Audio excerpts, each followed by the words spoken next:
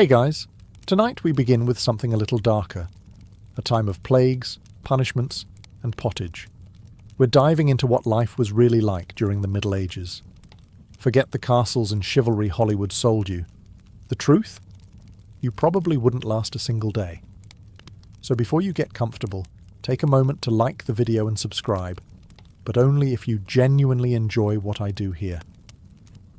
And let me know in the comments where you're tuning in from and what time it is for you. It's always fascinating to see who's joining us from around the world. Now, dim the lights, maybe turn on a fan for that soft background hum, and let's ease into tonight's journey together. Congratulations, you've just woken up in the year 1325. The good news? You're alive. The bad news? So are the fleas.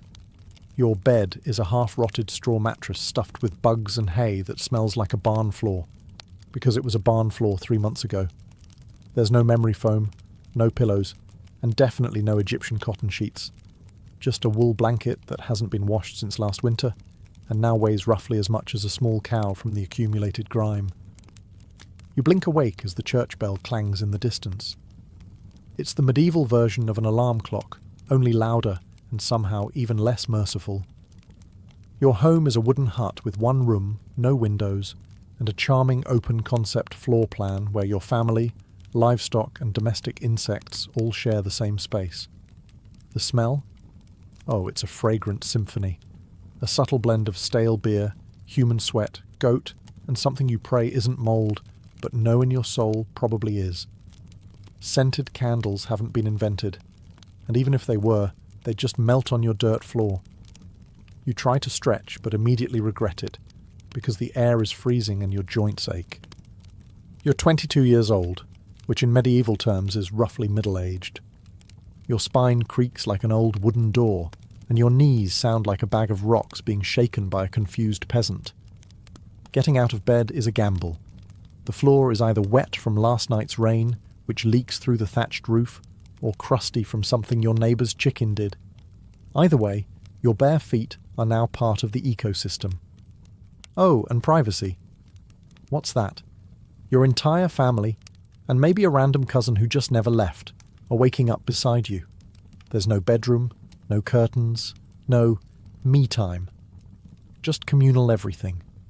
Welcome to morning in medieval Europe, where you're never truly alone, because parasites, rodents, and 8 other people are always with you. And this is just how your day starts. It only gets worse from here.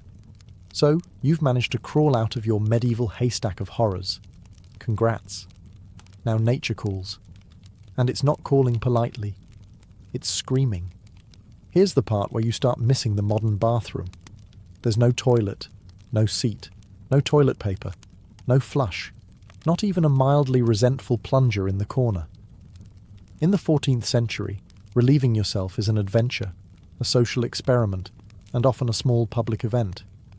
If you're a peasant, your bathroom is likely a wooden bucket behind the house, which is already full because Uncle Wolfstan had a rough night after eating bad turnips. The smell is biblical.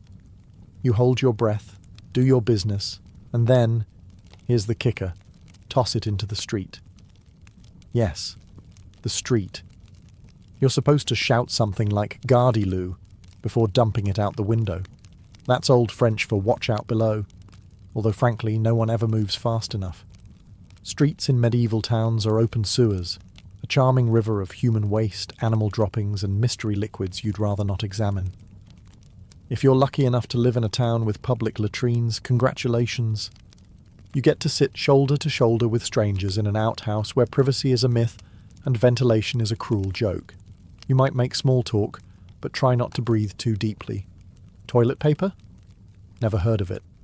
Most people wipe with straw, leaves, rags, moss, or, if they're feeling especially indulgent, a scrap of wool. Sometimes, nothing at all. Which might explain why handshakes weren't popular yet. And if you're in a castle, surely it's better, right?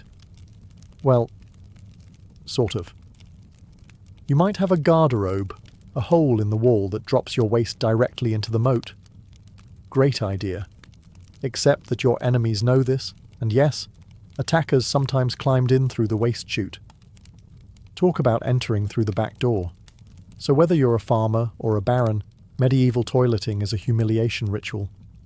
It's cold, it's public, it's dangerous, and it's never not disgusting.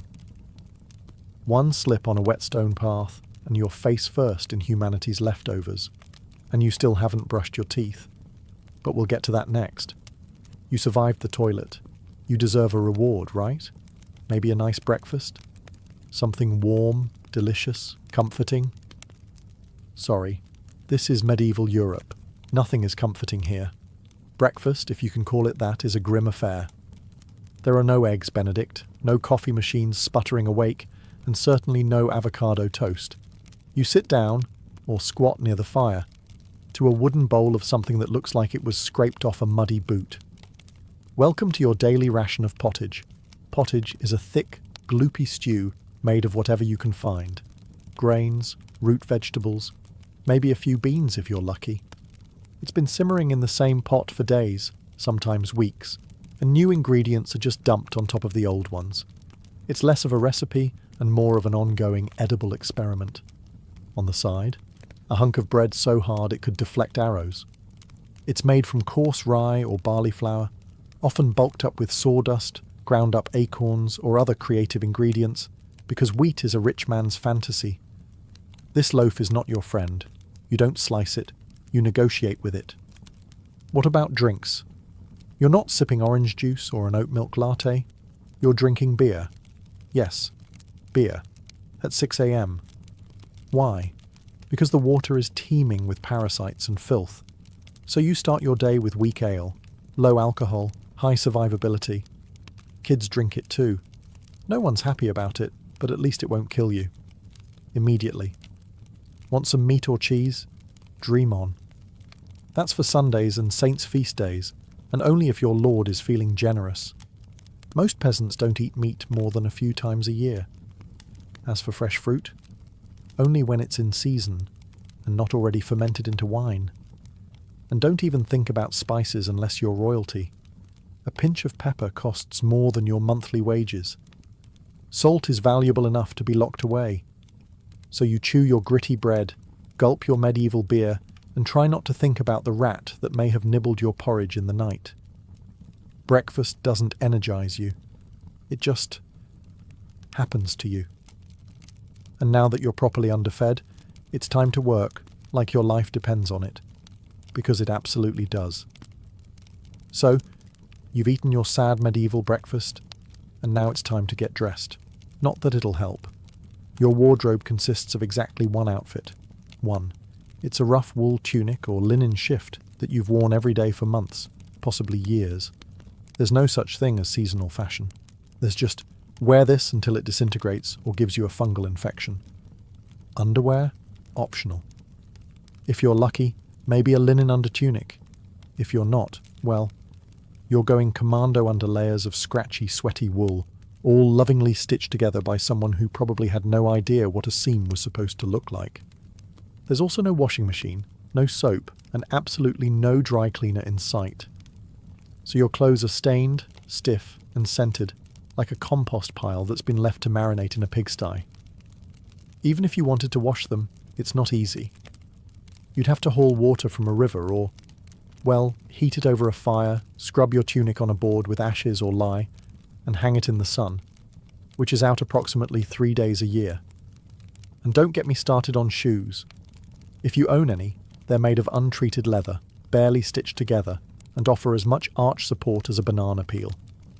Most peasants just go barefoot, through mud, through dung, through medieval landmines, aka sharp rocks and disease puddles. All this means one thing. Your skin hates you. You itch constantly. Fleas, lice, and bedbugs live rent-free on your body. Everyone has them. Nobles, lousy, monks, itchy, children, walking insect farms. No one escapes. You'll be scratching your armpit with a wooden spoon while chatting with the local priest, and no one will even bat an eye. Your skin is raw from rubbing, your scalp a battlefield of bites, and if you develop a rash, well, too bad. There's no dermatologist, no hydrocortisone, no one to tell you it's probably scabies. You just keep on suffering. And if you're lucky enough to not get an infection, great. That rash will simply accompany you for the next 6 months like an unwanted medieval sidekick. Now that you're dressed in misery and wrapped in discomfort, it's time to head outside and start working yourself to death. Now that you're fully dressed in itches and damp wool, it's time to flash that morning smile. Except, you don't. Because in the Middle Ages, smiling is a dangerous game. Not emotionally, dentally. There's no toothbrush, no toothpaste, no mouthwash, no floss. The concept of oral hygiene is about as popular as bathing, which is to say, not very. Some people might chew on a twig or rinse with wine or vinegar, but for the most part, your teeth are on their own, and they're not doing well. By the time you hit your mid-20s, your smile looks like something pulled from a haunted crypt. Cavities are rampant, gums are swollen. And those aren't just food stains on your teeth. That's decay. You have more rot in your mouth than a medieval root cellar. Sugar, while not yet everywhere, is becoming more common among the rich. Imported at great cost, mostly used in small cakes or to show off wealth. If you're a noble, congratulations. You get to rot your teeth faster than the peasants. If you're poor, you'll do it slowly over time with fermented bread, gritty porridge, and years of hard chewing. Toothaches? Get used to them. They're like medieval weather, always there in the background. The kind of pain that makes you consider praying, drinking, or pulling the tooth out yourself with a pair of pliers, and that's not a joke. That was the actual treatment. Dentists didn't really exist, but barber surgeons did.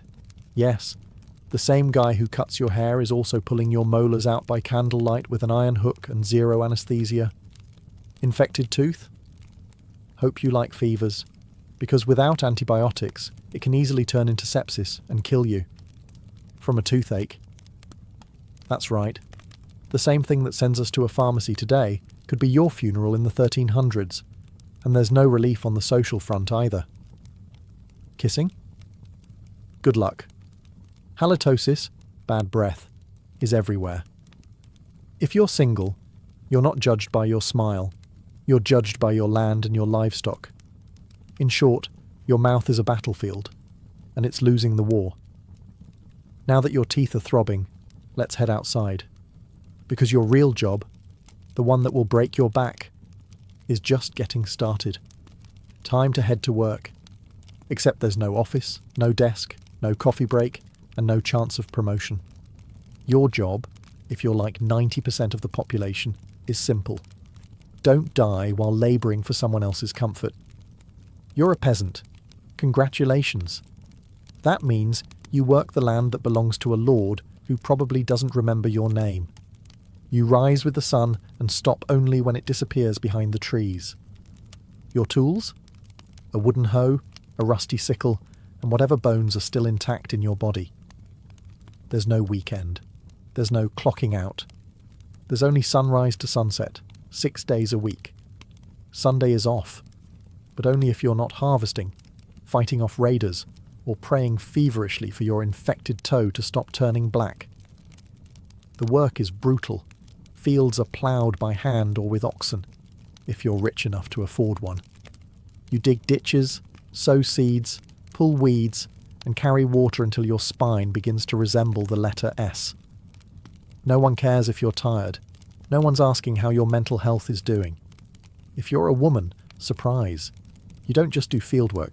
You also care for children, clean, cook, spin wool, feed animals, and pretend your husband's lice infestation isn't slowly migrating to your side of the bed.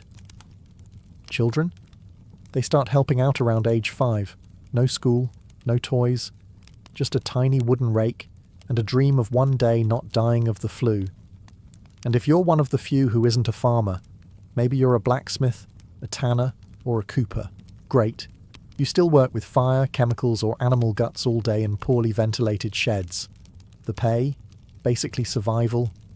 The perks? Occasional bleeding, break a bone, too bad. Get a fever, drink some warm beer and keep going. You can't afford to stop, not even for a day. Because if you don't work, you don't eat. And if you don't eat, well, medieval Europe has a solution for that. It's called being replaced. So you grip your shovel, ignore the blisters, and keep digging. Because in the Middle Ages, your job isn't a career, it's a slow-motion endurance test. Now that your back is on fire from labouring in the fields, let's talk about the weather. Because in the Middle Ages, temperature is less about seasons and more about ongoing punishment from the sky. Let's start with winter.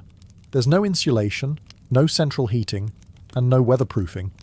Just wooden walls with gaps you could throw a chicken through. Your windows? Covered with cloth, not glass. The fire in the hearth? Nice in theory, but you don't have enough firewood to keep it going because wood is expensive, and gathering it from the forest is sometimes illegal. Yes, you can be executed for picking up the wrong stick from the wrong forest. You bundle up in your one damp wool tunic, huddle near the dying embers, and still wake up with your nose frozen. Your feet, permanently cold, often damp. Your fingers, so stiff they feel like tiny medieval popsicles. Frostbite isn't diagnosed, it's just called bad luck. Now fast forward to summer. Sounds better, right? Wrong. In summer, your home turns into a clay oven. There's no fan, no cross breeze, and absolutely no deodorant. You sweat through your layers, but you can't remove them, because showing too much skin is scandalous. And also invites sunburn, insect bites, and social judgment. The flies are out in full force, attracted to your unwashed body, and the smell of last week's goat stew that's still fermenting in the corner. Mosquitoes buzz by your ear while you sleep, assuming you can sleep through the sound of your neighbours yelling and babies crying. In the fields, the sun bakes you. No sunblock, no hat, unless you've fashioned one out of straw like a desperate scarecrow. And the worst part, you still have to work. Heatstroke is just called taking a bad turn, so you're either shivering in your own hovel, wondering if your toes will make it to spring, or you're sweating through your only pair of socks while your thighs chafe into oblivion. And the one thing that never changes, no matter the season, your clothes still itch, your food is still terrible, and your next job, still waiting. Welcome to climate control, medieval style. There is none. Feeling thirsty? Need to freshen up? Want to splash a little water on your face to wake up from this damp fever dream of a life? Too bad. In medieval times, water isn't your friend. It's trying to murder you quietly. Let's start with drinking. The nearby stream looks fresh, bubbling and clear, like something out of a fantasy movie. But spoiler alert, it's not. Upstream, someone just dumped a chamber pot into it. And if not that, then a dead pig is probably decomposing in it. Parasites, bacteria, and the entire microbial army of medieval Europe are waiting in every sip. That's why people drank beer. Yes, beer, even children. But before you imagine medieval kids doing keg stands, understand that it was small beer, weak in alcohol, strong in survival. Brewing boiled the water, so it was safer than whatever flowed through the town ditch. Wine was another option. If you were rich enough to afford it, and unconcerned with functioning properly before noon. What about bathing? Surely water was used for cleaning. In theory, yes. In practice, absolutely not. See, back then, people believed bathing actually opened your pores and let the disease in. That's right. Washing yourself was considered medically risky. You were cleaner, apparently, if you never removed the protective layer of filth caked onto your skin. Communal bathhouses did exist, but they quickly gained reputations as places for gossip, scandal, and sometimes full-on medieval extracurriculars. So naturally, the church got involved and shut many down. Even if you did want to bathe, it was a full production. You'd need to fetch water from the well, boil it over a fire, fill a wooden tub that leaked, and then pray no one else in the house used it before you. Or worse, after. And rainwater? Collected in open barrels where birds poop, insects breed and moss thrives. Sounds refreshing, doesn't it? So whether it's going in your mouth, on your body, or onto your crops, water in the Middle Ages is less of a life source and more of a gamble. One wrong gulp, and you're spending your final days sweating in a straw bed, clutching your stomach, and contemplating all your life choices. Next time you sip tap water, raise a glass for our ancestors. They didn't have the luxury of hydration without hazard, so you drank the water, or maybe you didn't. Maybe you just stubbed your toe on a rock shaped like disappointment. Either way, you're sick. You need help. You need a doctor. Too bad you live in the Middle Ages where medicine is really just polite torture with a theology degree. Let's start with the diagnosis. Everything wrong with you, whether it's a cough, rash, broken bone, or the creeping plague, is caused by your humours being out of balance. The 4 humours were blood, phlegm, yellow bile, and black bile. According to medieval science, your health depends on keeping them balanced, like some sort of internal soup. Got a fever? Too much blood. The answer? Bloodletting. That's right. Let's drain your life force into a bowl using a dull blade or a hungry leech. And yes, barbers were often the ones doing it. Imagine getting a haircut and a hemoglobin extraction in one sitting. 2 for 1, baby. Feeling sad or anxious? That's clearly an excess of black bile. The cure? Laxatives. Maybe a warm herbal purge. Or just prayers and a cold compress while everyone avoids eye contact with you and starts carving your coffin. Now, if you break a bone or get a nasty wound, you're in real trouble. There's no anesthesia, unless you count passing out from pain. Surgery is done with knives that haven't been cleaned since the Crusades. Tools are heated over fire not for sterilization, but because they just look scarier that way. Antibiotics? Centuries away. Germ theory? Not invented yet. They think disease comes from bad air or God being annoyed with your moral failings. Got a stomachache? Must have been your sinful thoughts. Hope you like confessing while vomiting. If your condition gets worse, you'll be treated with more leeches, possibly some crushed beetles, and a priest at your bedside giving last rites just in case. At this point, they're preparing for the cure known as death. And if, by some miracle, you recover, everyone just assumes God took pity on you. The doctor takes full credit and the leech gets promoted. So yes, in the Middle Ages, medicine is less about healing and more about surviving the cure. After a long day of labour, lice, and leeches, it's finally time to eat. You shuffle back to your hovel, stomach growling, ready for the one joy left in life, a warm meal. Bad news. Your meal is probably trying to kill you. Let's begin with the basics. Food preservation doesn't really exist. There's no fridge, no freezer, just salt, smoke, or the hope that winter air keeps things fresh. Your meat, if you're lucky enough to have any, has been hanging for days, covered in flies, marinated in questionable brine, and possibly shared with a rat or 2. Bread is the cornerstone of the medieval diet, but even that isn't safe. In bad harvest years, desperate peasants bulk it up with bark, sawdust, or even clay to make it stretch. And if it's rye season, there's a bonus. Ergot, a fungus that causes convulsions, hallucinations, and sometimes death. It's like eating bread laced with LSD and tetanus. Vegetables? Only if they're in season. And you know what's always in season? Turnips. So, many. Turnips. Boiled, mashed, or floating in pottage, which, if you remember from Chapter 3, is basically a hot swamp of mystery ingredients that's been simmering since your great-grandfather's funeral. Fruit might be available in the fall, but it rots quickly, and sugar is rare, expensive, and hoarded by the rich to show off their blackened teeth. Dairy is another gamble. Fresh milk spoils in hours. Butter and cheese fare better, but they're loaded with bacteria. People eat them anyway because, frankly, it's either that or chew your boot leather. And let's talk about seasoning. Spices like pepper, cinnamon or nutmeg?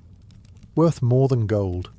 For the average peasant, flavour comes from onions, salt, if you're lucky, and pain. Most meals taste like wet burlap sprinkled with sadness. But food isn't just a health hazard. It's a political one.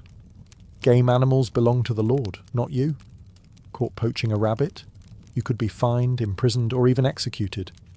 That's right, your dinner could get you hanged. So as you sit down to eat your grey stew by flickering firelight, remember, every bite is a risk. But you eat anyway, because in the Middle Ages, food doesn't nourish, it tests you. It's evening now. You've worked, suffered, and barely digested your suspicious stew. You might think the day is winding down, but don't get too relaxed, because God is watching. So is the priest. And so is your neighbour Agnes, who will absolutely rat you out if you miss Mass. In medieval Europe, religion isn't just part of life, it is life. The church controls your calendar, your laws, your education, if you can read, your birth, marriage, death, and everything in between. Think of it as your spiritual landlord. And you're always behind on rent. Every day is structured around prayer bells. The town church bell rings in the morning, noon, and night. Not because people need reminders, but because missing prayer is a sin. Forget to bow? Sin. Eat meat on a Friday? Sin. Think about your neighbour's wife in that one dream? Double sin. And yes, hell is very real. Vividly real. Priests describe it in glorious detail. Rivers of fire, lakes of boiling blood, demons with pitchforks and eternal wailing. If the plague doesn't scare you, eternal damnation definitely will. You can't read the Bible yourself because it's written in Latin, a language reserved for monks, clergy, and that one noble kid who's too good for dirt. You rely on the church to interpret everything for you. That means if the priest says your crop failure is because you didn't pray hard enough, well, time to kneel harder. Tithes, a tenth of everything you own, are mandatory. If you grow wheat, you give wheat. If you raise chickens, you give eggs. If you have nothing, congratulations. You're spiritually bankrupt and financially doomed. Holidays? They're holy days, dozens of them. And while they offer breaks from labour, they're not for fun. They're for attending Mass, fasting, confessing sins, and reminding yourself that joy is a dangerous indulgence. Questioning the church is dangerous. Heretics are burned. Witches are drowned. Blasphemers are flogged. And skeptics are quickly reformed. So you go through the motions. You chant. You bow. You pray that your soul, after enduring this dirt-covered life, might finally land in paradise, assuming the priest likes you. Because in the Middle Ages, God may be merciful. But the church? Not so much. If you thought being a medieval peasant was rough, try doing it as a woman. All the filth, famine, and fear, plus childbirth, subservience, and social invisibility. In the Middle Ages, being a woman is like being on hard mode, with no health potions and no restart button. From birth, a girl's life path is pretty much locked in. Marry young, bear children, serve your husband, die tired. Education? Not likely.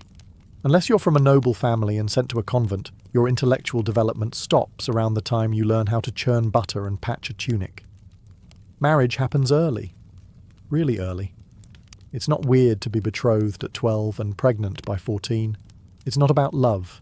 It's about land, livestock, and alliances. Your opinion? Not required. Once married, you're basically your husband's property. Your job is to produce heirs, feed everyone, keep the house running, and not complain. Because complaining might get you branded a nag, or worse, a witch. That label comes with a complimentary drowning or burning, depending on local fashion. Childbirth is a death lottery. There's no prenatal care, no sterile tools, no anesthesia. Midwives do their best, but even minor complications can mean death for the mother, the child, or both. Some women survive 10 pregnancies. Many don't survive 2, but don't worry. Once the baby is out, your work increases. Now you have a screaming infant in a lice-ridden hut, and you're expected to nurse, cook, clean, and still help in the fields. You don't get a break. You are the break. For everyone else. If you're unmarried, you're suspicious. If you're widowed, vulnerable. If you're outspoken, dangerous. Women who didn't conform were often accused of witchcraft, especially if they had herbal knowledge, a strong personality, or just looked at someone funny on a rainy Tuesday. Even in the church, your role is limited. Nuns lived under strict rules. No speaking without permission. No freedom of movement. and your spiritual worth, always ranked below men. In short, if you're a woman in the Middle Ages, you're expected to endure, obey, reproduce and suffer in silence, ideally while smiling. Because even in a time of universal suffering, women were somehow expected to suffer gracefully. So far, you've battled filth, starvation, social injustice, and possibly a goat. But just when you think your day can't get any worse, here comes violence, loud, bloody, and often completely acceptable by medieval standards. Let's be clear, the Middle Ages were not peaceful. The idea of law and order mostly meant hope the local lord isn't in a bad mood. Violence is everywhere. In the home, in the streets, on the battlefield, in church disputes, and sometimes in line at the communal bread oven. Crime is common, punishment is brutal, and justice is more performance art than protection. Steal a loaf of bread, you could lose a hand. Accused of lying, your tongue might get pierced. Gossip too much? Meet the scold's bridle, a metal mask strapped to your head with a bar in your mouth. For correction, of course, let's say you're accused of something serious. Heresy, theft, witchcraft. How do you prove your innocence? By being tortured, obviously. Welcome to trial by ordeal. One version, you stick your hand in boiling water to retrieve a stone. If it heals without infection in 3 days, you're innocent. If not, you're guilty. Another option, you're tossed into a river.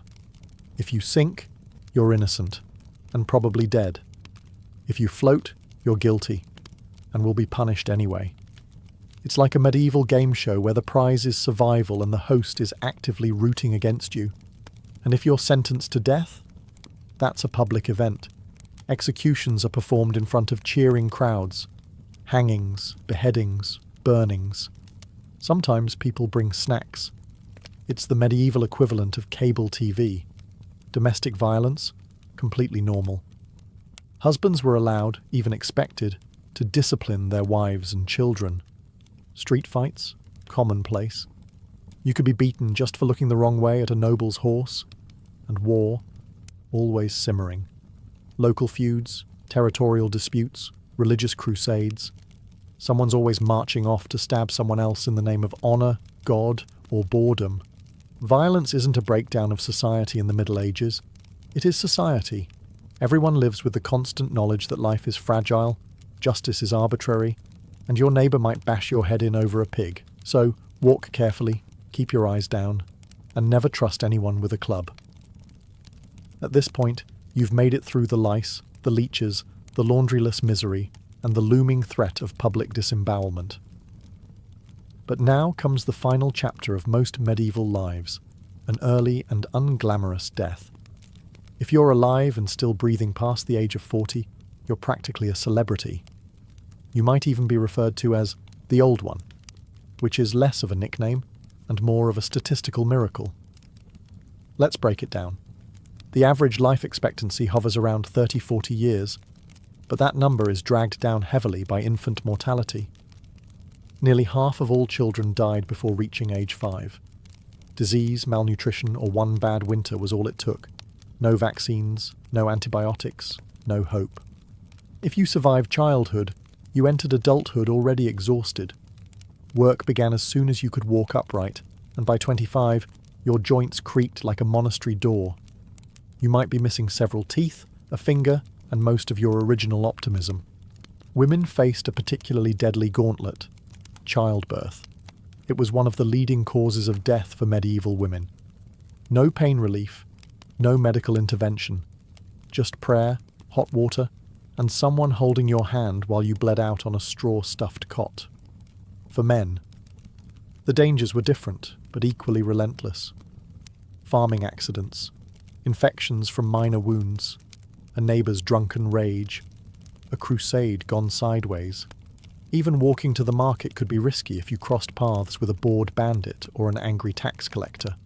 Death could also come quietly, from the plague, which turned cities into cemeteries overnight, or from famine, which could last entire seasons, thinning out entire villages, or from bad luck, like eating spoiled grain and spending your final hours hallucinating and screaming at the walls. And funerals? You were lucky if you got one. Bodies were often buried quickly to avoid disease. No embalming, no polished coffins, just a hole, a few murmured prayers, and a shallow mound of earth, if there was enough space left in the churchyard. So yes, in medieval times, life was brutal, short, and constantly under siege by death in all its casual forms. You didn't retire, you just stopped showing up. And speaking of exits, let's move on to your final chapter. The medieval dream dies. So, how's your day been? You've woken up in filth, relieved yourself into a bucket, brushed your teeth with wishful thinking, nearly passed out from hunger, worked until your spine cried for mercy, scratched your way through itchy wool, prayed to not get plague, and barely dodged a public execution for owning a squirrel. Welcome to a single day in medieval Europe. Still dreaming of becoming a knight? Think again. That romanticized version of the Middle Ages, gallant swordsmen, noble ladies in towers, heroic battles and feasts in candle-lit great halls. It's a myth polished by fairy tales and fantasy books. In truth, the medieval world was gritty, cruel, and deeply unfair. Hierarchy was everything. If you were born poor, you stayed poor. If you were born rich, congratulations. You had a better chance of surviving, but you were still one bad soup away from dysentery and a hasty burial. Even the nobles weren't immune to misery. Castles were drafty stone refrigerators filled with fleas, smoke, and politically motivated marriages. Sure, you had a fur cloak and a goblet of wine, but also a 50% chance of dying in a skirmish or from an infected splinter. Not exactly luxury. The simpler times weren't simple. They were relentless. Everything took longer. Everything hurt more. Everything, from childbirth to chewing, came with consequences. Life was survival, not leisure. And if you did find a quiet moment to think, to dream, to imagine something better, there wasn't much you could do with it. No upward mobility, no modern medicine, no internet to Google, what's this weird rash? You lived, suffered, worked, and died within a 10-mile radius of where you were born. But here's the wildest part. Through all of this, people still laughed, sang songs, told stories, fell in love, and found meaning. Not because life was easy, but because humans are stubborn like that. Even in the darkest chapters, they made space for light. So tonight, when you slip into your clean bed with indoor plumbing, antibiotics, and central heating, maybe say a quiet thank you to the modern world, and to your ancestors who fought rats, famine, and feudalism, so you wouldn't have to. Long before she was Catherine the Great, Empress of all Russia, mistress of reform, and icon of ambition, she was simply Sophie. Born Sophie Friederike Augusta von Anhalt-Zerbst in 1729, she was the daughter of a relatively obscure German princely family.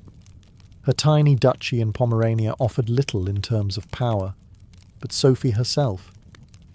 She had something no title could provide: razor-sharp intelligence, relentless charm, and a quiet, burning hunger for greatness. Her upbringing was strict. Her mother, Johanna, was cold and calculating, not a warm, nurturing figure, but a social climber obsessed with status. Sophie's father, a Prussian officer, was more distant than disciplinary. From a young age, Sophie learned to walk the fine line between obedience and cunning. She read voraciously, spoke multiple languages, and learned how to observe a room before speaking in it, skills that would soon become survival tools in one of Europe's most brutal courts.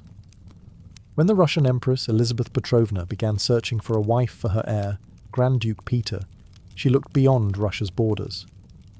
Peter himself was of German descent, and Empress Elizabeth believed a foreign bride, pliable and grateful, would be easier to control. Sophie fit the bill perfectly. Noble blood, Lutheran faith, which she'd be forced to abandon, and a reputation for both grace and humility. At just 14 years old, Sophie was summoned to Russia. She arrived in the freezing capital of St. Petersburg in 1744, wearing thin German fabrics and a diplomatic smile. Her mother pushed her forward like a chess piece. Sophie, however, had her own game in mind. To become acceptable in Russian society, she converted to Orthodoxy, taking the name Ekaterina Alexeyevna, Catherine. The ceremony was public, symbolic, and life-altering. She wasn't just changing religions. She was burning the bridge behind her, stepping into a foreign empire with no way back. No one watching that quiet teenage girl in a fur-trimmed coat could have predicted what would come next. Betrayal, revolution, enlightenment, and empire. But from the moment Sophie stepped foot in the Russian court, she stopped being a pawn and began planning how to become a queen. Catherine's marriage to Grand Duke Peter was meant to secure her place in Russian royalty, but from the very beginning, it felt more like a cage than a crown. Peter, heir to the Russian throne, was not the dashing prince of fairy tales. Awkward, immature, and obsessed with toy soldiers, he was far more interested in playing war games in his chambers than governing an empire, or showing affection to his new wife. Some accounts even suggest he refused to consummate the marriage for years. He idolized Frederick the Great of Prussia and resented the Russian court that had adopted him. In contrast, Catherine embraced Russia with a fierce determination.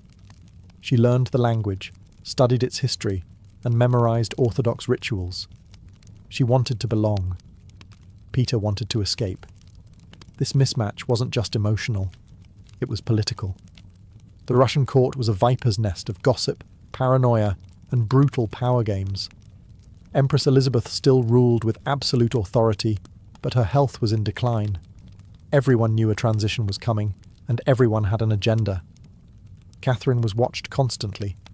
Her letters were read, her friendships monitored, and her every move scrutinized. She couldn't trust her husband, her mother, who was still whispering in her ear on behalf of foreign interests, or even her servants. In this world, alliances could turn into accusations overnight. But Catherine was no fool.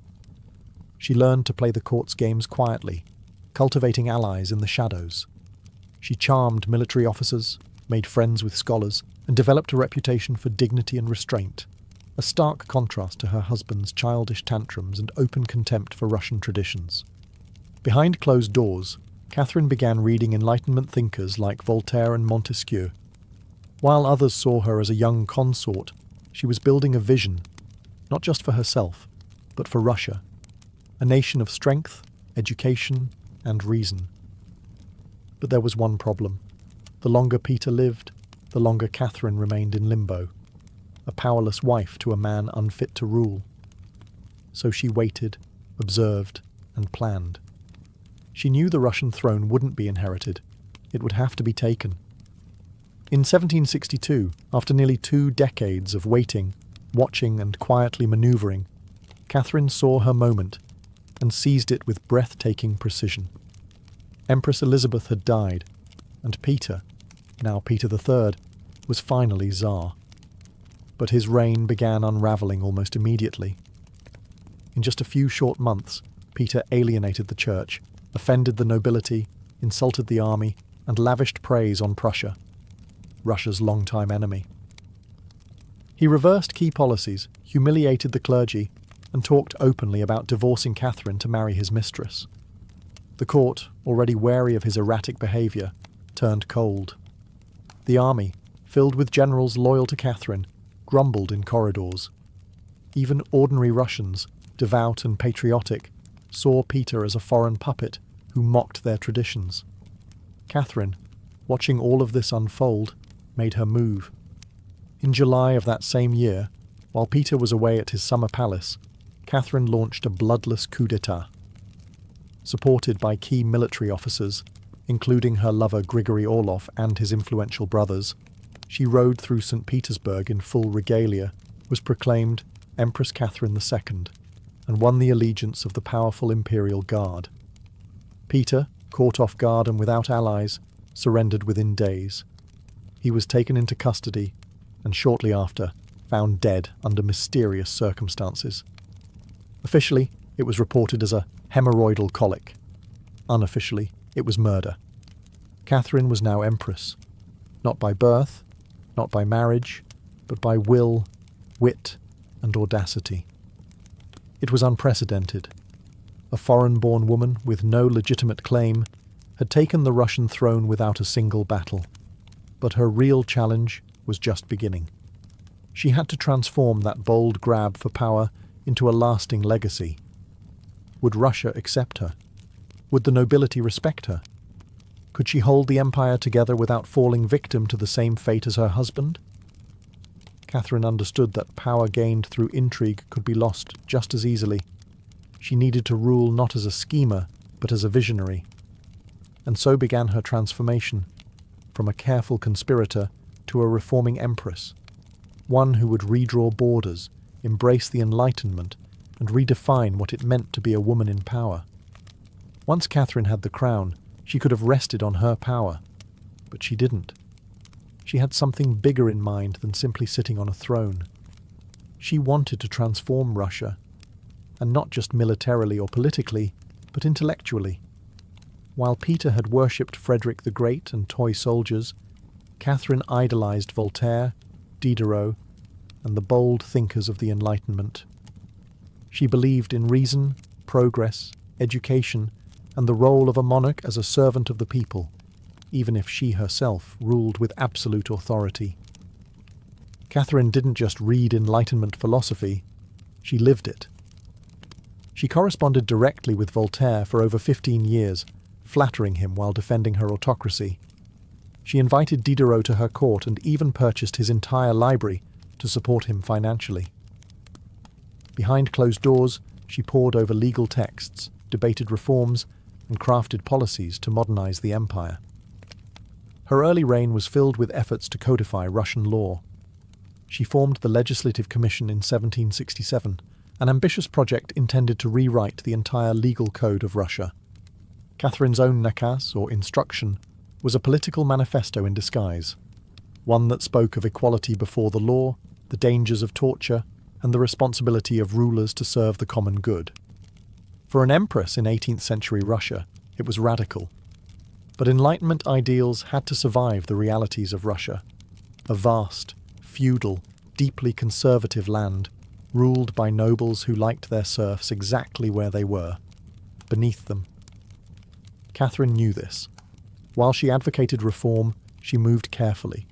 She abolished some forms of torture, expanded access to secular education, and built schools and libraries. But she also reaffirmed the nobility's control over their serfs to keep them loyal. This was Catherine's balancing act, a philosopher queen in public, a practical empress in private. She walked a tightrope between ideology and survival, between the shining salons of Paris and the gritty politics of Moscow. Her vision for Russia was bold, but always calculated. In many ways, Catherine wasn't trying to make Russia European. She was trying to make Russia modern, on her terms. And that meant reform, yes, but with an iron hand in a velvet glove. Catherine wasn't content with reforming Russia from within. She wanted to expand it outward, to make it an empire worthy of fear, admiration, and envy. Where Peter the Great had opened a window to the west, Catherine aimed to knock down the walls. Under her leadership, Russia's borders stretched wider than ever before. She waged wars not just to defend her crown, but to reshape the map of Europe. One of her most significant campaigns was against the Ottoman Empire. These wars, fought in waves throughout the 1760s and 1770s, weren't just about territory. They were about influence. Catherine saw herself as the liberator of Orthodox Christians living under Muslim rule and as the rightful protector of Eastern Europe. Under generals like Alexander Suvorov and Grigory Potemkin, Russia captured key regions including Crimea, the northern coast of the Black Sea, and access to warm water ports, something Russian Tsars had coveted for generations. These victories weren't just military, they were symbolic. With each conquest, Catherine sent a message. Russia was no longer the distant, backward cousin of Europe. It was a continental force. She also turned her gaze westward. In a series of deals and diplomatic maneuvers, Catherine participated in the partitions of Poland, carving up the struggling Polish-Lithuanian Commonwealth along with Austria and Prussia. By the end of the Third Partition in 1795, Poland was erased from the map, and Russia claimed vast new lands and millions of new subjects. But Catherine didn't just conquer with armies. She also colonized with ideas. New cities were built. Trade routes were expanded. German settlers were invited to cultivate Russian farmland. The empire became a mosaic, from the icy Baltic to the sun-drenched shores of the Black Sea. And through it all, Catherine remained the central force, reading reports, issuing orders, and personally overseeing the shape of her expanding empire. Critics would accuse her of being power-hungry, even imperialistic. But to Catherine, expansion wasn't ambition, it was destiny. A great ruler, she believed, was measured not just by ideas but by borders. She didn't just want to rule Russia. She wanted to remake it as a civilized empire, feared by its enemies, respected by its peers, and loyal to her alone. For all her brilliance and power, Catherine the Great was just as famous for what went on behind palace doors. And no, not all of it was whispered in libraries. Catherine's private life became one of the most talked about aspects of her reign. She had lovers, not just one or two, but a carefully curated parade of them, many decades younger, often handsome, and sometimes politically influential. She didn't hide them. In fact, she often rewarded them with titles, estates, and pensions, if they behaved well. If not, they were quietly dismissed, sometimes with a polite thank you and a promotion. Among the most important of these lovers was Grigory Potemkin, a man as brilliant as he was bold. Their relationship blurred the lines between romance, politics, and partnership. Some historians believe they may have even married in secret. Together, they shaped military campaigns, colonization projects, and the transformation of southern Russia. Potemkin wasn't just a lover, he was her co-ruler in many ways. Still, Europe couldn't look past the scandal. Gossip swirled. Satirical pamphlets painted her as lustful, insatiable, even unhinged. And after her death, the rumours only got worse, the most infamous being the completely false and grotesque tale involving a horse, spread by her enemies to smear her legacy. But why the obsession? Simple. Catherine was a woman who wielded power unapologetically, and in a world where female rulers were expected to be either saintly virgins or tragic figures, she refused to play the role.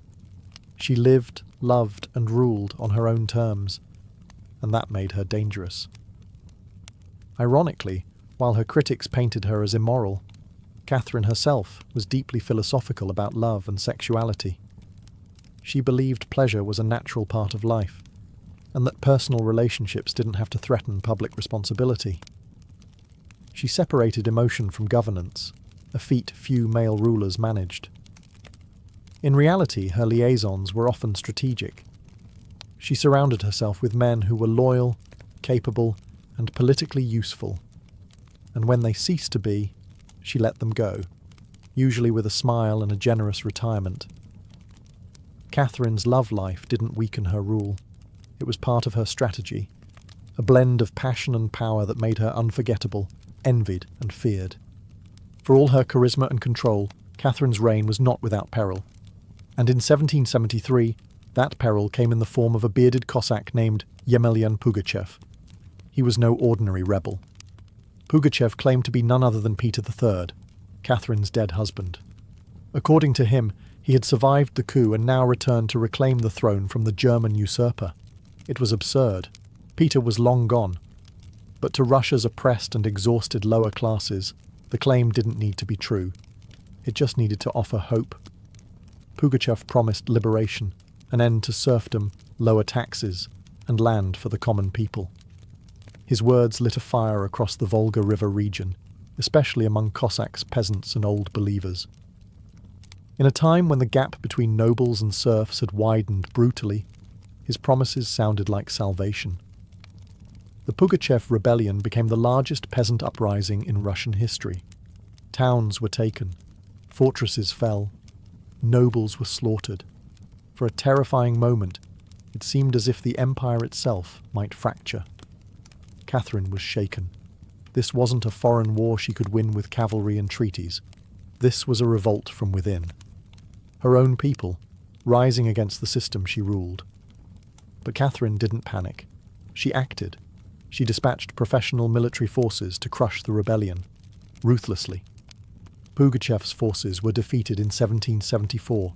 He was captured, displayed in an iron cage, and eventually beheaded in Moscow, a public warning to all who dared follow. Afterward, Catherine doubled down on order and control. Her dreams of liberating the serfs quietly faded into silence. The rebellion had shown her the limits of enlightenment in a country still shackled by feudalism. She now leaned harder on the nobility, who offered loyalty in exchange for absolute control over their serfs. This was a turning point. The empress who once quoted Voltaire now prioritized stability over philosophy. Reform became cautious, surveillance increased. Rebellion, even whispered, was to be stomped out before it had breath. Pugachev may have lost his head, but he left behind a warning that haunted Catherine, that power built on inequality could only hold so long before the storm came crashing through. By the time Catherine the Great approached the final years of her life, she had ruled Russia for over 3 decades, longer than any female ruler in Russian history. From the moment she seized power, she had defied expectations, reshaped her empire, and redefined what a woman and a monarch could be. Under Catherine's reign, Russia became a true European powerhouse.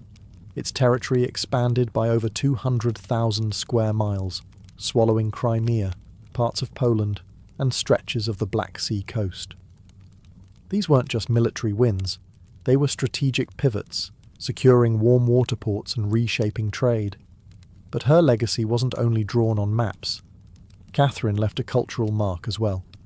She helped found the Hermitage Museum, amassed one of the greatest art collections in Europe, and corresponded with the greatest minds of the Enlightenment. Her court became a centre of sophistication, art, and intellectual ambition.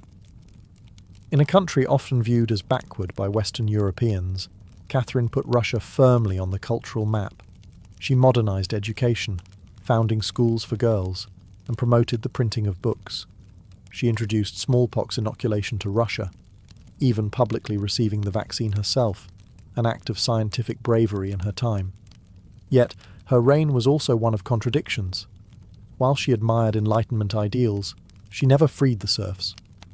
In fact, she extended serfdom deeper into Russia's territories. Her reforms, while impressive, remained mostly top-down, designed to polish the empire without truly transforming its foundations. Still, Catherine's rule brought stability and ambition. She understood that power was not inherited. It was crafted, managed, and constantly defended. She ruled not by divine right, but by force of will, political brilliance, and relentless calculation. She was called many things: a usurper, a tyrant, a reformer, a seductress. But above all, she was effective. When she died in 1796, Russia was wealthier, larger, and more formidable than it had been in centuries. She left behind a throne secure, an empire expanded, and a legend that would endure for centuries. Catherine didn't just reign, she ruled, with intellect, strategy, and an unapologetic grip on history. And in doing so, she became more than an empress. She became a myth. For all her power, expansion, and enduring legacy, Catherine the Great was still, at her core, a woman navigating a man's world and reshaping it in her image. Behind the imperial portraits and state decrees was someone deeply aware of how precarious her position was. She was not born Russian. She came to the throne through a coup. She ruled an empire that didn't want a woman in charge, and yet she not only endured, she thrived. Catherine was never content to be ornamental. She read constantly, wrote endlessly, and never stopped learning. Her daily schedule was intense: hours of reading reports, corresponding with foreign powers, editing state papers, and managing a court filled with rival factions. She wasn't content to simply sit on the throne. She worked the throne like a stateswoman born to it. She was also, in many ways, lonely. She surrounded herself with courtiers, lovers, and artists, yet wrote in her memoirs of how few people she could truly trust. Her son Paul, whom she distrusted and kept away from state matters, grew into a man she feared would undo all her progress. Her greatest emotional partnership, with Grigory Potemkin, faded into deep friendship, but his death in 1791 left a wound that never truly healed. Catherine crafted her image carefully. She understood the power of narrative, and wielded it better than most monarchs of her age. She posed as Mother of Russia, enlightened monarch, warrior empress, and lover of the arts. But beneath those roles was a woman who had endured rejection, betrayal, scandal, and rebellion, and kept going. When she died in 1796, she left behind an empire transformed, but also questions. Could she have done more to end serfdom? Were her Enlightenment ideals compromised by politics? Was she more reformer or ruler? History remembers her by the title she never gave herself, the Great. It wasn't because she was flawless, or kind, or just. It was because she took power and wielded it on her own terms, in a time and place where women weren't supposed to have any. She didn't just wear the crown, she rewrote what it meant to deserve one. In the humid depths of the Chiapas jungle in southern Mexico, the ruins of Palenque whisper stories from the ancient Maya world. Towering temples rise above the canopy, their limestone faces eroded by time, but still brimming with secrets. And in 1994, one of those secrets revealed itself. A team of Mexican archaeologists, led by Fanny Lopez Jimenez, was surveying Temple 3, a relatively modest pyramid, next to the more famous Temple of the Inscriptions, the burial site of the mighty king Pakal the Great. Temple 3 wasn't expected to hold much, until they noticed something odd, a sealed, hidden chamber beneath the structure. No looters had touched it. It was pristine. When the archaeologists broke through and lowered themselves inside, they found a stone sarcophagus resting in silence. The air was heavy with the weight of centuries. As they opened the lid, red dust rose like smoke. Brilliant, shocking red. The interior was covered in powdered cinnabar, a toxic mercury sulfide used ceremonially by the Maya. And lying within that crimson cloud was the skeleton of a woman. She had been buried with care and reverence. Her bones were fragile but intact, her skull still wearing a jade mask, and her body surrounded by funerary offerings. Necklaces, diadems, ear spools, all crafted from jade and shell. Everything about the burial screamed royalty. Yet no name was inscribed, no glyphs identified her. It was one of the richest female burials ever found in Mesoamerica. And yet, it was a total enigma. Why was she buried in red powder? Who was she? Was she a queen, a priestess, or perhaps even Pakal's wife? The researchers called her the Red Queen, and the name stuck. But even with modern forensics, they couldn't say for sure who she was, only that she had lived around the 7th century, during the golden age of Palenque. Unlike most Maya tombs, hers had been hidden, untouched, and purposefully isolated. Her burial wasn't just ceremonial, it was spiritual. This woman wasn't meant to be remembered with words. She was meant to be remembered through ritual, through colour, and through the mystery she left behind.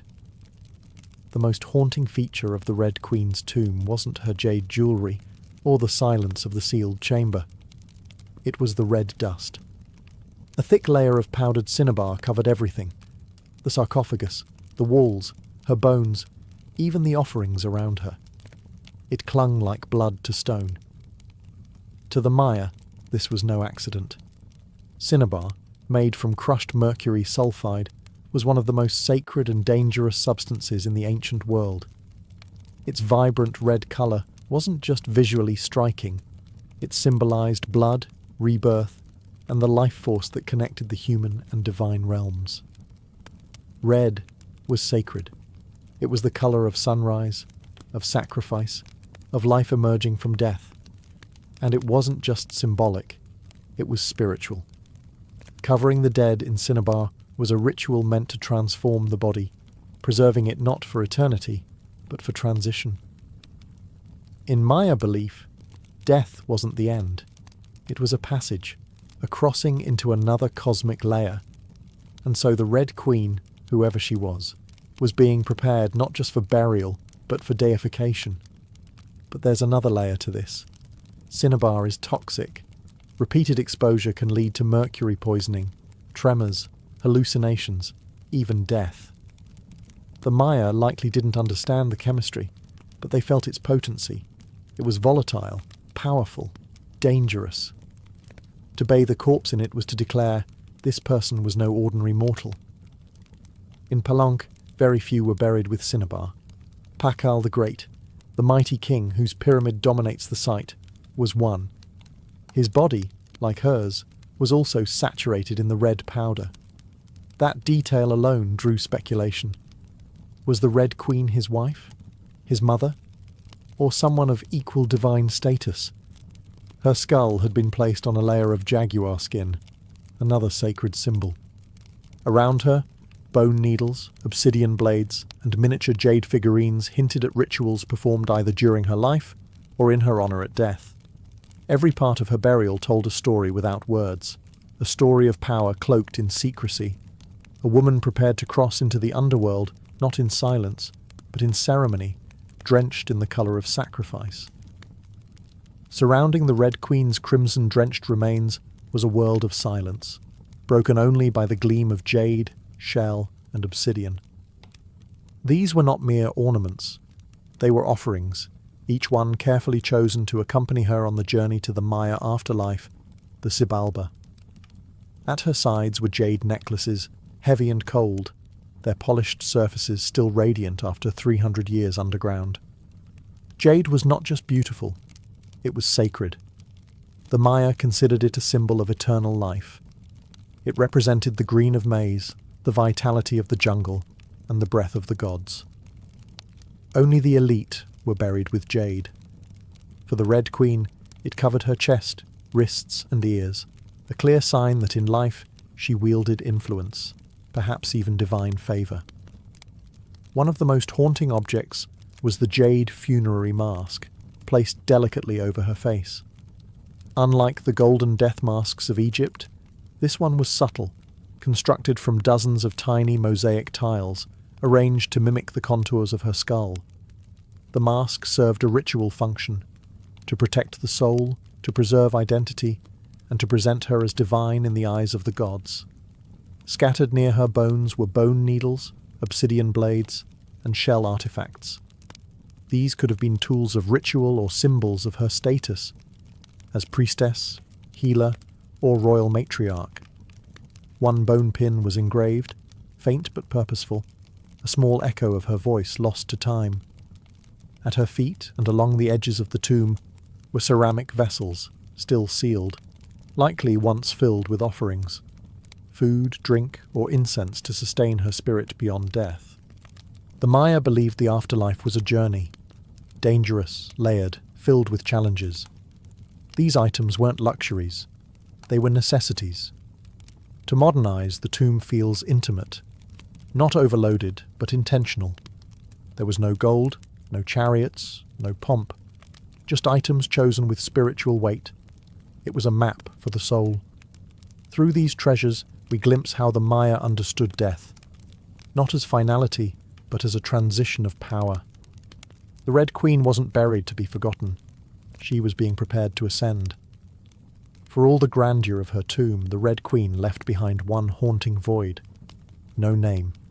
No inscriptions adorned her sarcophagus. No glyphs on the walls identified her. She was clearly someone powerful. But who? From the moment her tomb was opened, scholars began trying to connect the dots. The most compelling theory? That the Red Queen was Tsakbu Ajau, the wife of Kinich Janab Pakal, known today as Pakal the Great, the most famous ruler of Palenque. Tsakbu Ajau was more than just Pakal's consort.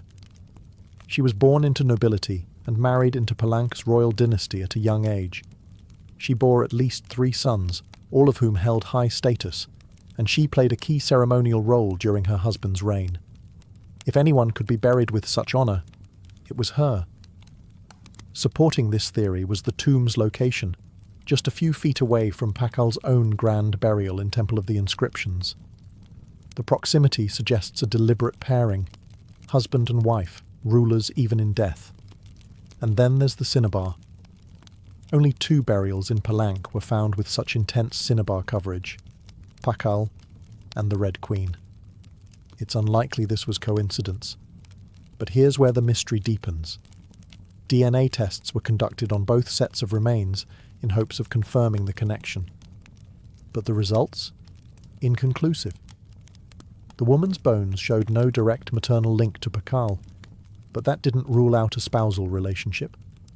After all, marriage does not require shared blood.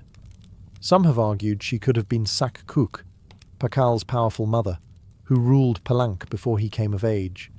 Others suggest she may have been a high priestess, or a sister, or a royal ancestor whose name has simply been lost to history's erosion.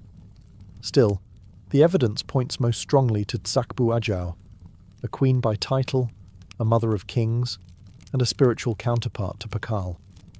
The lack of a name may not be an oversight. It may have been intentional. In Maya cosmology, the soul lived on not through monuments, but through ritual, symbol, and the whispers of the earth. And so the Red Queen remains suspended between legend and truth, a woman who ruled, remembered not in stone, but in scarlet and silence. To understand the Red Queen, we must understand the world she came from, a world where Maya women, especially royal ones, held more influence than many realize. In Maya civilization, politics was often a family affair. Royal women weren't merely passive consorts. They were diplomats, priestesses, and power brokers. They conducted rituals, sponsored temples, and played crucial roles in maintaining dynastic legitimacy. Their bloodlines were political capital, used to forge alliances and secure claims to the throne. Take Sakkuk, for example, the mother of Pakal the Great.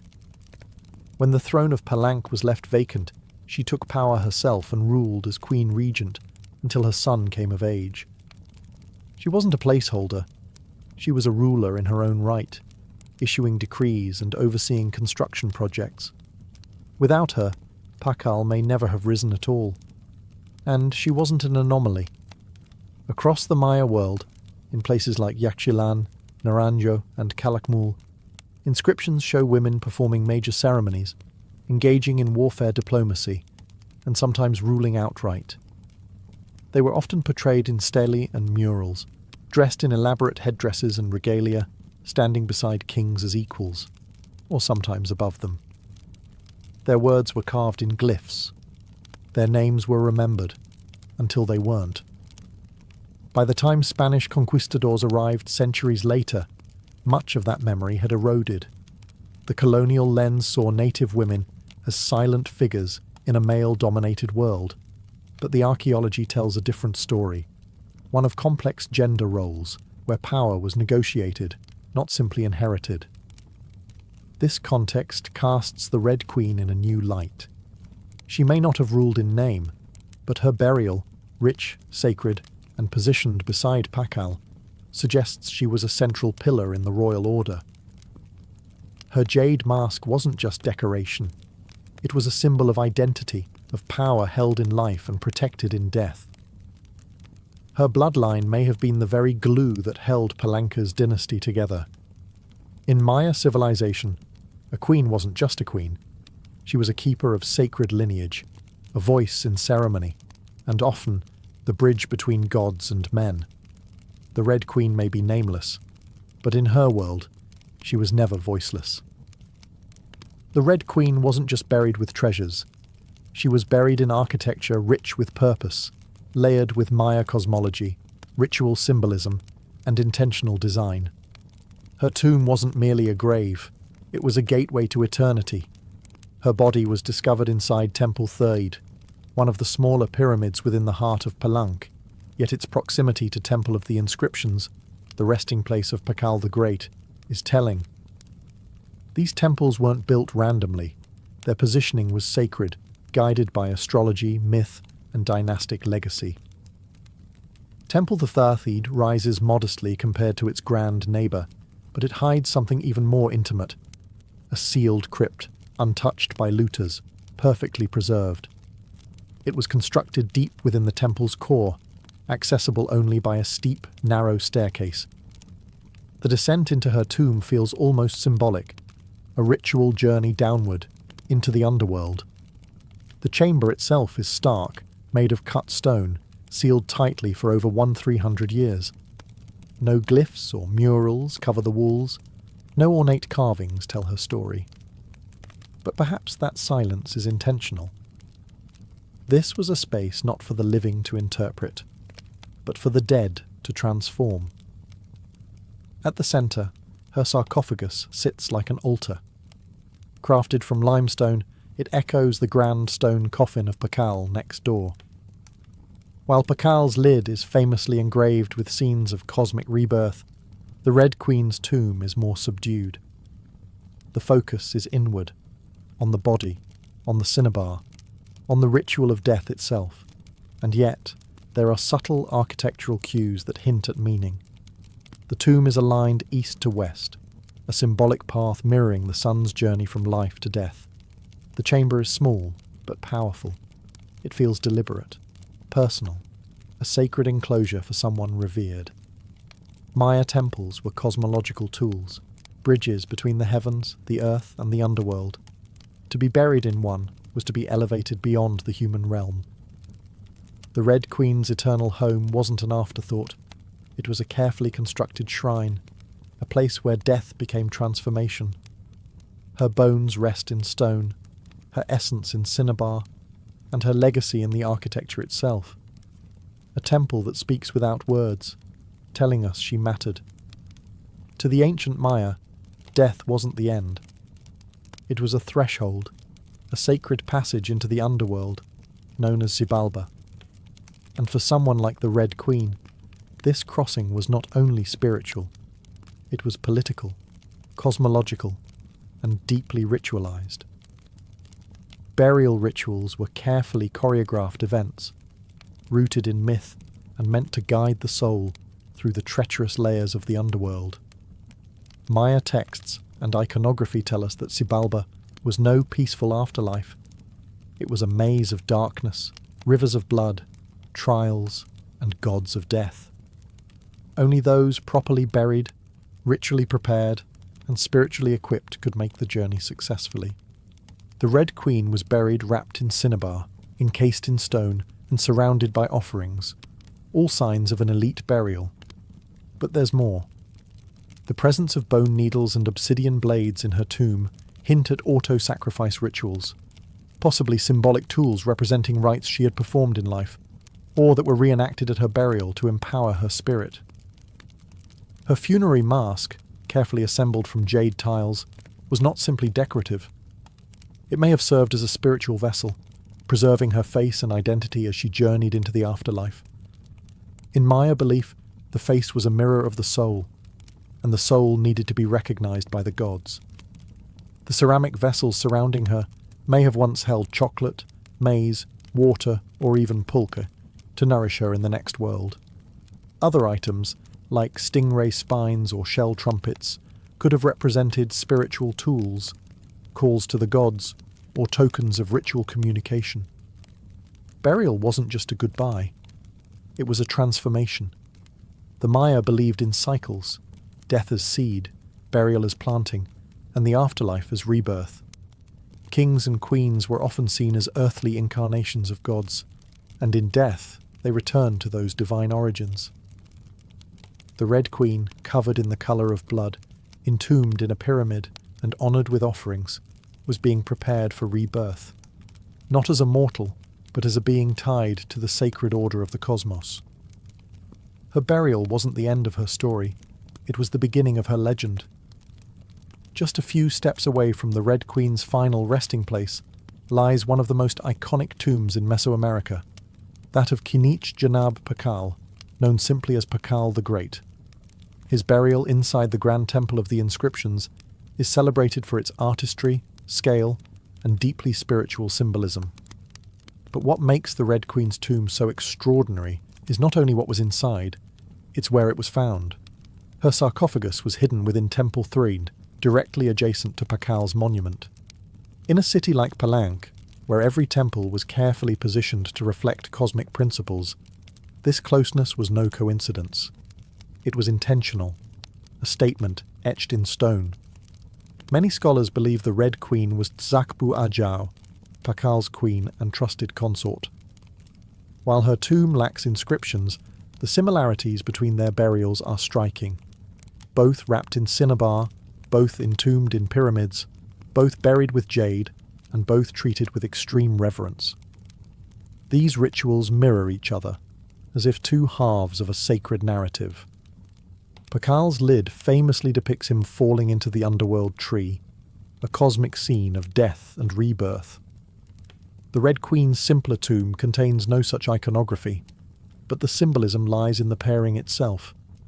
If Pakal represented the sun, journeying through the underworld at night to rise again, then the Red Queen may have represented the moon, the feminine force that follows its own mysterious path in the sky.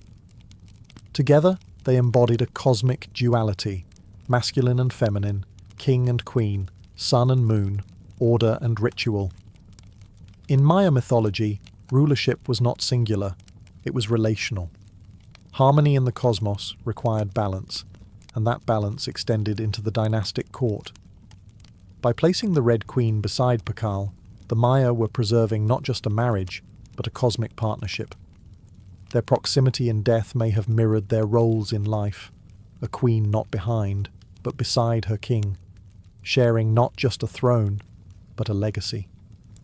In their tombs, they speak without words. Two souls, wrapped in cinnabar and stone, joined across eternity, one of history's most sacred silences. Though her name was lost to time, the Red Queen of Palenque endures, not as a forgotten relic, but as one of the most enigmatic and powerful women of the ancient world. Her tomb, sealed for over 1,300 years, now whispers across centuries, inviting questions that echo louder with every discovery. She represents a mystery that still resists full understanding. We may never know exactly who she was. No glyph carved her name, no stela told her story. And yet, the care in her burial, the richness of her offerings, the symbolism of her crimson-drenched bones, all speak of a woman profoundly important. Not merely as a wife or consort, but as someone who held real influence, spiritual weight, and royal blood. Today, the Red Queen forces us to re-evaluate assumptions. She's a reminder that in the ancient Maya world, women were not silent. They led rituals, governed cities, and shaped dynasties. While kings like Pakal have long taken the spotlight, the Red Queen's re-emergence reminds us that power did not belong to men alone. It flowed through mothers, queens, priestesses, and visionaries. Her legacy is more than the treasures she left behind. It's the conversation she started among archaeologists, historians, artists, and storytellers. Every jade bead, every layer of cinnabar, every architectural choice in Temple Threed tells us something deliberate. This woman mattered, and perhaps that's the most extraordinary part of her story. Not what we know, but what we still don't. The Red Queen teaches us that history isn't just a collection of facts, it's a living puzzle, a shared human longing to connect with the past. In that sense, her legacy is still unfolding. She lies wrapped in red, the colour of life and sacrifice, of blood and rebirth. Her face, once hidden behind a jade mask, now stares back at us through science, art, and wonder. She remains nameless, but not voiceless. Mysterious, but not forgotten. The Red Queen may have ruled a kingdom in life, but in death, she rules something greater, our imagination. Her tomb was sealed in stone. Her story was written in silence, and still, somehow, she speaks. Frida Kahlo was born on July 6, 1907, in the vibrant district of Coyoacán, then a village on the outskirts of Mexico City. Her childhood home, the Casa Azul, the Blue House, was filled with colour, contradiction, and quiet strength. It would later become a sanctuary, a battleground, and a museum to one of the most iconic artists of the 20th century. Frida was the third of 4 daughters born to Guillermo Kahlo, a German-Hungarian photographer, and Matilde Calderón, a devout Catholic of indigenous and Spanish descent. Her parents were opposites: Guillermo, reserved and intellectual; Matilde, religious and emotionally distant. Frida would inherit her father's introspection and artistic eye, but also her mother's fierce resilience. As a child, Frida was imaginative, outspoken, and bold. She read voraciously and asked questions most adults didn't want to answer. But at the age of 6, she contracted polio, which left her right leg thinner and weaker than the other. A physical difference she tried to mask with long skirts, but never allowed to limit her spirit. The illness left her bedridden for months and isolated from other children. During this time, she grew close to her father, who encouraged her to exercise, ride bicycles, and stay mentally sharp. Unlike most girls of her time, Frida didn't aspire to become a wife or a homemaker. Her goal? To become a doctor. She enrolled in the prestigious National Preparatory School in Mexico City at age 15, one of only a handful of girls accepted. There, she stood out not just for her intelligence, but for her rebellious wit, radical thinking, and unique sense of style. She joined a group of young intellectuals known as the Cachuchas, who debated philosophy, literature, and politics. Frida was drawn to revolution, to ideas that challenged tradition. But even in those early years, before the bus crash that would define her body, and before the fame that would define her legacy, Frida Kahlo was already painting herself into the world, with sharp edges, unapologetic ideas, and an identity too big to fit inside anyone else's expectations. She wasn't just growing up in Coyoacán, she was preparing to remake herself entirely. On September 17, 1925, Frida Kahlo's life was split in two: the girl she had been and the woman she was forced to become. That afternoon, she boarded a wooden bus with her boyfriend, Alejandro Gomez Arias, after school. They were laughing, teasing each other, and probably arguing. Frida never did anything halfway. But moments later, the bus collided with a streetcar, and in an instant, her future unraveled into pain, metal, and silence. The crash was horrific. The streetcar crushed the bus against a wall, splintering wood and flinging passengers. Frida was impaled by an iron handrail. It entered her left hip and exited through her pelvis. Her spinal column fractured in 3 places. Her right leg shattered, her foot dislocated. Her collarbone and ribs broke. Her shoulder was dislocated. Her abdomen was pierced. She was just 18 years old. A man covered her with a borrowed overcoat. Someone else noticed her body was sparkling, not from blood, but from the gold powder she had been carrying in a pouch. It had exploded on impact, dusting her broken form in what looked like glittering ash. Frida was taken to the Red Cross hospital and underwent numerous surgeries over the following months. She spent weeks in a body cast, flat on her back, immobile, writhing with infection and uncertainty. The future she'd imagined, of becoming a doctor, slipped further away with every passing day. But in that stillness, something began to stir. Her father gave her brushes. Her mother rigged a special easel to hang above her bed. A mirror was placed on the canopy so she could see herself. And there, lying in plaster and agony, Frida began to paint, first out of boredom, then out of obsession. Her first subjects were her own reflection, because she was all she had. But what emerged wasn't vanity. It was survival.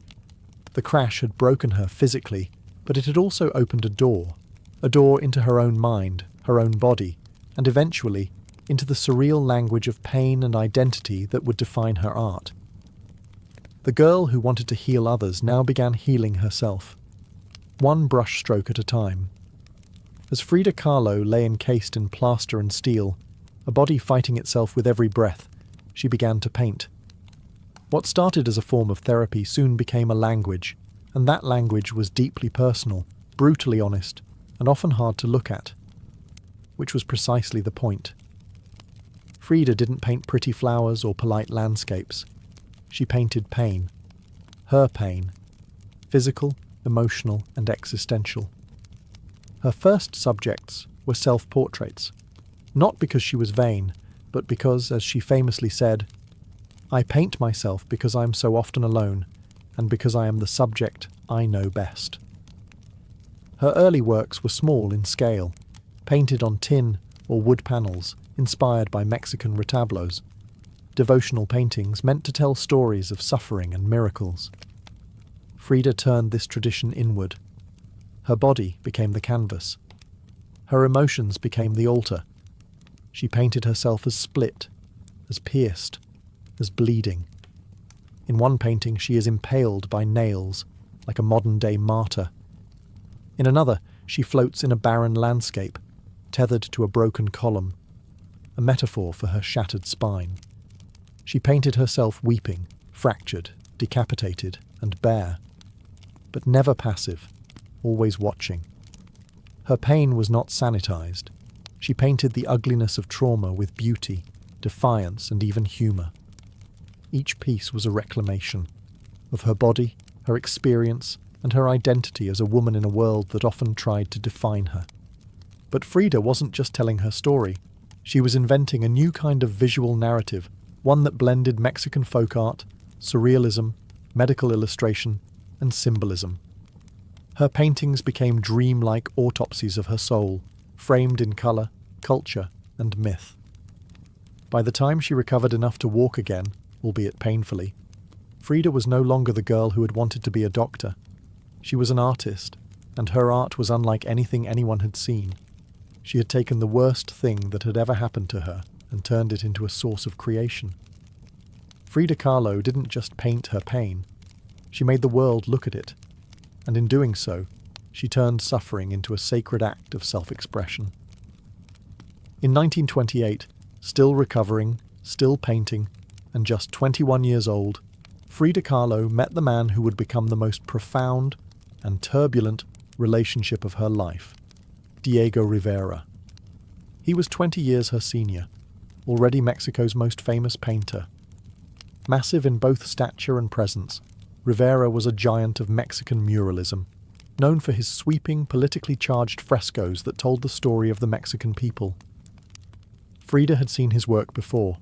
She admired it. But now she wanted his opinion of her work. She brought her paintings to him at the Ministry of Education, interrupting his scaffolded work to ask bluntly, "Do I have talent?" Diego took one look and said yes, and not just out of kindness. He recognized in her something rare, an unfiltered voice, raw and unpretentious, full of rage, irony, pain, and beauty. They began a relationship that was as consuming as it was creative. Frida once said, "I suffered 2 accidents in my life. One in which a streetcar knocked me down. The other was Diego." They married in 1929, an odd pairing to outsiders. Diego, massive, unfaithful, politically famous. Frida, sharp-tongued, fiercely independent, already walking with a cane. Her parents called it a marriage between an elephant and a dove. Their bond was passionate, but chaotic. Diego supported her art and encouraged her growth as a painter, but he was also endlessly unfaithful, even with Frida's own sister, Christina. Frida was devastated, and in return, she took lovers of her own, both men and women, including rumoured affairs with Leon Trotsky and painter Georgia O'Keeffe. They divorced in 1939, then remarried a year later with different terms. This time, Frida would keep her autonomy, her home, her money, her name. Their second marriage was less about traditional love and more about creative partnership and mutual understanding. Despite the betrayals and the heartbreak, Diego remained a constant force in Frida's life. He challenged her, he wounded her, but he also believed in her, as an artist, as a revolutionary, and as a woman who could redefine what painting could be. Together, they were not peaceful, but they were legendary. In the 1930s, Frida Kahlo followed Diego Rivera on a journey north to San Francisco, Detroit, and New York, as he completed high-profile mural commissions. These years abroad brought her face to face with American industrialism, wealth, and the contradictions of capitalism, and they left her with deep political discomfort. Frida was a proud Mexican nationalist, a committed communist, and an admirer of indigenous traditions. The opulence she witnessed in the United States, especially while the Great Depression ravaged much of the country, only deepened her sense of disillusionment. In letters home, she mocked the culture's materialism and obsession with appearances. She missed the grit, colour, and contradiction of Mexico. While Diego painted enormous murals on factory walls, Frida began to paint smaller, quieter revolutions, deeply personal works on tin and canvas. Her style solidified, sharp, surreal, emotional, and intimate. It was during this time that she produced some of her most iconic self-portraits. Frida didn't just paint herself for vanity. She painted herself to survive. Her identity became her landscape. With her body constantly in pain, from her accident, multiple surgeries, and a failed pregnancy in Detroit, she turned inward. Her portraits showed her bleeding, fragmented, exposed. Yet her face was always calm, always direct, unapologetic. One of her most powerful works, Henry Ford Hospital, shows her lying on a hospital bed, crying, surrounded by floating symbols of loss. A fetus, a snail, medical equipment, a cracked pelvis. It was raw, graphic, and deeply emotional, a canvas that bled with truth. Back in Mexico, Frida immersed herself in leftist politics. She and Diego welcomed Leon Trotsky into their home while he lived in exile. Frida wore Tijuana dresses, traditional indigenous garments, not just as fashion, but as a political and cultural statement. Her art was never disconnected from her beliefs. Her identity, her body, and her ideology all intertwined in her work. While Rivera was painting murals of revolution, Frida painted its human cost, the body in pieces, the mind on fire, and the self always staring back. In exile and in illness, she became not just a painter of pain, but a painter of resistance. When Frida Kahlo returned to Mexico in the late 1930s, she was no longer just Diego Rivera's wife. She had become something else entirely. A force, an artist whose work radiated with raw honesty, surreal symbolism, and cultural identity. Back in her homeland, she stepped fully into herself. Her Casa Azul in Coyoacán became a sanctuary of color and contradiction. Bright cobalt walls, yellow trim, Aztec statues in the garden, monkeys and parrots wandering freely. The house was a living extension of Frida's imagination. It was a blend of tradition and rebellion, elegance and earth. Here, she surrounded herself with pre-Columbian artifacts, ex-votos, folk art, and revolutionary books. She wore bold Tijuana dresses, wove flowers into her hair, and painted amid the scent of copal incense and the sounds of mariachi on the street outside. This period marked an explosion of creativity. Her paintings became more intricate, more symbolic, and more political. Works like The Two Fridas revealed a divided self, one in European dress with a bleeding heart, the other in indigenous clothing, strong and composed. It was Frida's visual autobiography, a portrait of love, loss, and heritage. In 1939, she exhibited her work in Paris, where artists like Picasso, Breton, and Kandinsky praised her fiercely original style. But even among the surrealists, Frida stood apart. When André Breton tried to label her as one of their own, she pushed back. "They thought I was a surrealist," she said. "But I wasn't. I never painted dreams. I painted my own reality." She painted Mexico, not the romantic postcard version, but the living, breathing country she adored. Her work pulsed with symbolism, skeletons, hummingbirds, hearts, thorns, corn, and blood. She honoured the indigenous roots of her homeland while unmasking the violence of its past and present. But even as her artistic voice grew stronger, her health continued to decline. Multiple surgeries, infections, and chronic pain became daily realities. Still, she painted through it, propped up in bed, torso bound in corsets, fingers clenched around the brush. Frida had returned to Mexico not to rest, but to reclaim her power, through paint, through politics, and through her fearless embrace of the self. As the 1940s wore on, Frida Kahlo's body continued to betray her. Her spine was deteriorating. Her right leg was constantly infected. She underwent more than 30 surgeries in her lifetime, often in grueling succession. At times, she was bedridden for months, encased in body casts or immobilized by traction devices that stretched her bones apart. But still, she painted. Each canvas during these years became both a release and an act of resistance. Her works grew darker, more defiant. She painted with a clarity sharpened by pain, refusing to hide behind metaphor. In The Broken Column, she presents herself split down the middle, her body pierced with nails, a cracked ionic column replacing her spine. Yet her face is stoic, her gaze unflinching. Pain for Frida was no longer just a subject. It was her companion, her antagonist, her muse. Her political voice also grew louder. She joined the Mexican Communist Party, marched in demonstrations, wrote fiery letters, and called out imperialism and injustice. When her health no longer allowed her to walk, she appeared at protests in a wheelchair, defiantly holding signs and shouting slogans. In 1953, Frida was given her first solo exhibition in Mexico, a long overdue celebration of her art. But her health was so fragile, doctors told her she couldn't attend. So she did what only Frida would do. She arrived by ambulance, carried in on a stretcher, and placed in the centre of the gallery on her hospital bed. Dressed in traditional finery, surrounded by her own work, she greeted guests with tequila, laughter, and that fire still burning in her eyes. Her final paintings were both childlike and harrowing. In Marxism Will Give Health to the Sick, she painted herself wearing a steel corset, cradled by the hands of Marx, casting away symbols of oppression. Her last known work was a still life of sliced watermelons, one piece bearing the words, "Viva la vida," long live life. Even in the face of death, she remained defiant, joyful, and political.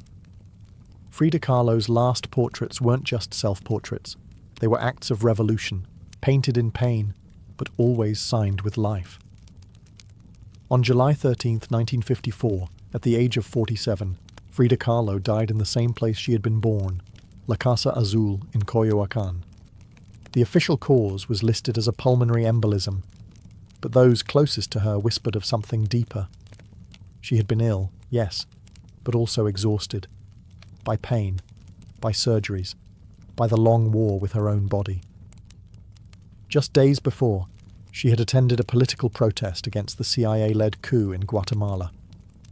Weak and wheelchair-bound, she insisted on going, her clenched fist raised in the air. Revolution remained her final heartbeat. Her last diary entry was brief but piercing. "I hope the exit is joyful, and I hope never to return." Frida's funeral was held at the Palacio de Bellas Artes, Mexico's most prestigious cultural institution. Her body, draped in the red flag of the Mexican Communist Party, was watched over by friends, family, artists, and revolutionaries. Diego Rivera was inconsolable. He called her the greatest love of his life, even as his betrayals had nearly broken her. But in the years that followed her death, something extraordinary happened. Frida Kahlo refused to disappear. At first, her name was whispered only in art circles. Her works weren't easy to categorize, too political for surrealists, too surreal for traditionalists. But slowly, her image, her story, and her defiance began to resonate. Through the 1970s and 1980s, as feminist scholars and activists reclaimed forgotten voices, Frida's became louder. She wasn't just a painter anymore. She was a symbol of pain turned into beauty, of feminism born through resistance, of Mexican identity celebrated without apology, of queerness, disability, revolution, and authenticity. Her face, unibrow, gaze, flowers in her hair, became iconic. Her home became a museum. Her diary became a sacred text. And her paintings now hang in the world's greatest museums. Frida Kahlo had lived much of her life in Diego's shadow. But in death, she stepped forward. She didn't just leave behind paintings. She left behind a mirror and dared us all to look, not with pity, not with fear, but with fire. Today, Frida Kahlo's face is everywhere. Printed on t-shirts, painted on murals, turned into dolls, memes, posters, and icons.